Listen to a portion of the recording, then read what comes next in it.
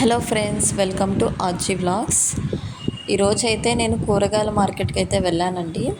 కూరగాయల కోసం వెళ్తే అక్కడ కనిపిస్తుంది కదా, ఆ షాప్ అనమాట. మమతా హోటల్ పక్కన ఉంటుంది. కూరగాయలు అయితే చాలా ఫ్రెష్గా వచ్చాయన్నమాట, అప్పుడే స్టాక్. నేను వెళ్ళేసరికి అక్కడ ఒక ఇంగ్లీష్ అతను ఉన్నాడనమాట.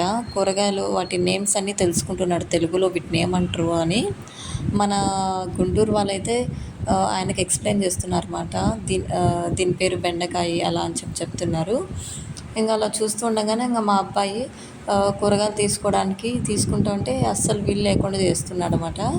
ఇంకా షాప్ అతను ఓనర్ వచ్చి ఇలా ఇవ్వండి అమ్మా అని చెప్పి బాబుని తీసుకున్నారన్నమాట. ఇంకా తర్వాత అక్కడ ఉండే వర్కర్, షాప్ అతను వాళ్ళ ఫాదర్ కూడా తీసుకున్నారన్నమాట.